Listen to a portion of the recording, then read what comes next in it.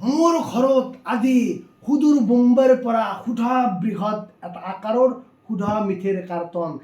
এইটো চাই লওক, লেখা আছে মুকেশ আম্বানী আৰু নীতা আম্বানীৰ যি পুত্ৰ আনান আম্বানীৰ ৰাধিকাৰ যি বিবাহ, সেই বিবাহৰ সুধা বৃহৎ ডাঙৰ এটা মিঠৈৰ কাৰ্টন ইতিমধ্যে মোৰ ঘৰত আহি পৰছি।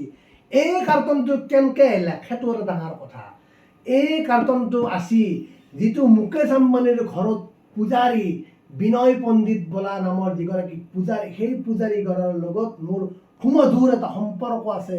সেই সম্পৰ্ক থকাৰ কাৰণে সুদূৰ বোম্বাইৰ পৰা এই বৃহৎ আকাৰৰ মিঠৈৰ কাৰ্টনটো সেইগৰাকী বিনয় নামৰ পণ্ডিতে মোক গেলি পঠাইছি। আৰু আজি মই সুধা মিঠৈ খাম, কিয়নো এই কাৰ্টনটোৰ ভিতৰত থকা মিঠৈখিনিৰ দাম হ'ব প্ৰায় 5,000 টকা। আমি এই মিঠৈ কাৰ্টনটো খুলিম, খুলি ভিতৰত কি আছে আপোনালোকক দেখুৱাই যাম। এতিয়া খুলি দিম, 1 2 3 4 সুধা খুলিম, সুধা মিঠৈ খাম আজি। চাওক, সুধা মিঠৈ আৰু সুধা ভুজা, এটা সুধা চিৰা ভুজা, চিৰা ভুজা। তাৰপিছত লগাইছি সুধা পইচা যদিও মুকেশ আম্বানীয়ে খৰচ কৰিছে, নীতা আম্বানীয়ে খৰচ কৰিছে, কিন্তু যিবিলাক কৰ্মচাৰী আছে কৰ্মচাৰীক গেলি পঠাইছি সুধা 50 টকাত আমি বিকাজিৰি ভুজা এনেকৈ দিব লাগিব। আৰু যিটো ভুজা পঠাইছি এইটো সুধা বাদাম আছে, সুধা বাদাম, এই বাদাম ভুজা কৰিব নোৱাৰিলে আৰু খাব লাগিব। আৰু ভুজা ভগাইছি, এইটো মানে একদম মানে বিকাজি ভুজা, আলু ভুজা, আলু ভুজা।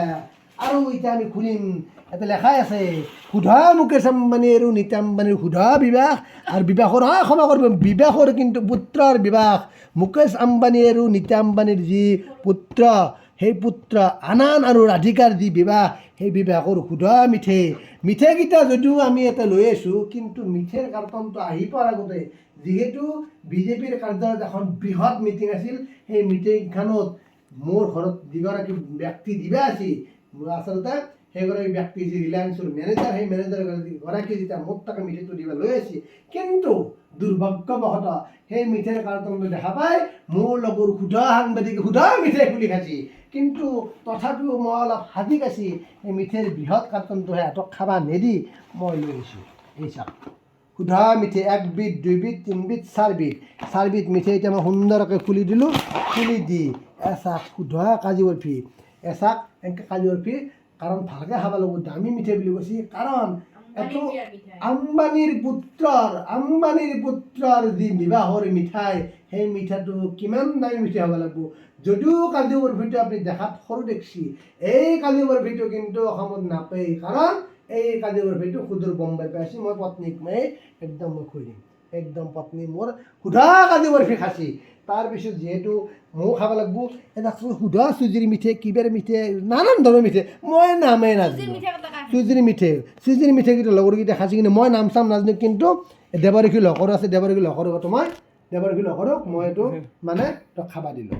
আৰু মই এইটো কি কৰিলোঁ, সুন্দৰকৈ খালোঁ। এই মিঠৈটো ভালকৈ খাওঁ। ৰাতি কিন্তু আজি মই ভাত নাখাওঁ। কিয় ভাত নাখাওঁ? মুকেশ আম্বানী ভাৰত, অসমৰ নহয়, গোটেই ইণ্ডিয়াত ধনী মানুহ। সেই ধনী মানুহৰ যিখন বিবাহ, সেই বিবাহত দেখিবলৈ পোৱা গৈছিল ভাৰতবৰ্ষত যিমান ধনী মানুহ আছে, সেই ধনী মানুহক বিয়া খাব মাতিছিল। কিন্তু আমিও গোটেই সৰু মানুহ নহয়। আমাৰ ঘৰতো কিন্তু সেই মুকেশ আম্বানীৰ আৰু নীতা আম্বানীৰ যি পুত্ৰ আনান আম্বানী আৰু ৰাধিকাৰ যি বিবাহ, সেই বিবাহৰ মিঠৈ ইতিমধ্যে আহি পৰিছে। আৰু লগত দিছে 4 পেকেটকৈ সুধা ভুজা।